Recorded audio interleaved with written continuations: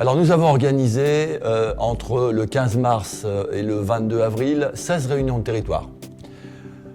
Il y avait pour ces réunions de territoire un double objectif. Tout d'abord, prendre des nouvelles de nos clubs dans cette période de pandémie et puis apporter des réponses à leurs questions. Alors 400 clubs environ y ont participé et l'accueil a été très favorable. Nous avons pratiqué un langage de vérité, pas de langue de bois, pas de sujet tabou et je pense que les clubs ont apprécié.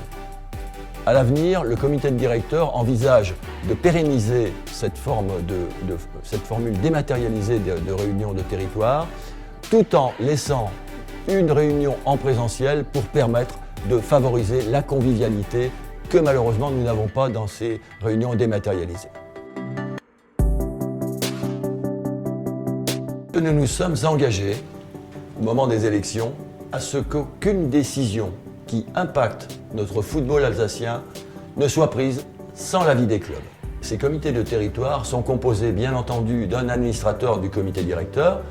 Ensuite, bien entendu, pour que la représentation des clubs soit effective, nous aurons 2 présidents de clubs de district, un président de club de ligue. Nous retrouverons aussi des animateurs de territoire, bien entendu, 2 ou 3, puis des référents au nombre de 7 ou 8 et qui représentent l'ensemble des facettes de notre football. Pour l'instant, seul le comité de territoire sur Bruch-Ackerland a été déployé à Altorf et les autres le seront jusqu'à la mi-mai. À mi-mai, nous aurons déployé l'ensemble des 7 comités de territoire. La commission des animateurs de territoire est née avec le début du mandat. Elle est en place et le président de cette commission va siéger au comité directeur pour faciliter, bien entendu, la communication de toutes les informations le plus rapidement possible vers les clubs.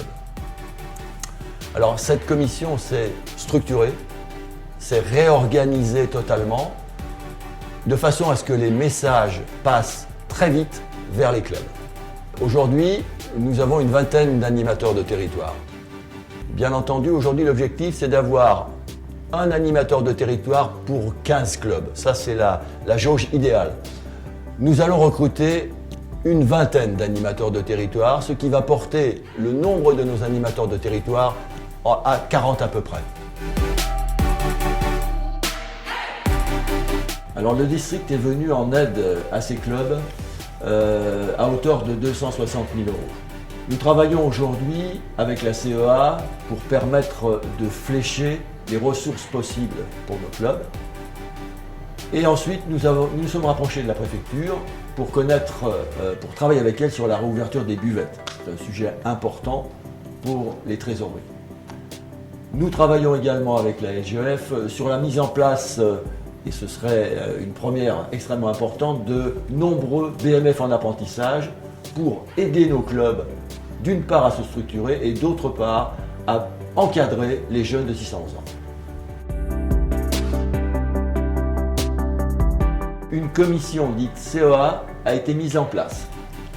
Cette commission a déclenché un audit pour nous permettre d'analyser la faisabilité de ce projet, c'est-à-dire le projet de retour à une Ligue d'Alsace. Aujourd'hui, nous travaillons avec les pouvoirs publics et nous travaillons au plus près de la Fédération française de football. Dès que les résultats de cet audit seront connus, ils seront communiqués aux clubs, bien entendu. Les clubs auront l'occasion de se prononcer au début de l'été sur un choix qui fera l'objet d'un référendum, puisque nous nous y sommes engagés dans notre projet, la décision leur revient. Vous nous avez confié la gestion du football alsacien et nous vous en remercions. Nous sommes au travail depuis le début de ce mandat et nous avons beaucoup de projets pour développer le football en Alsace.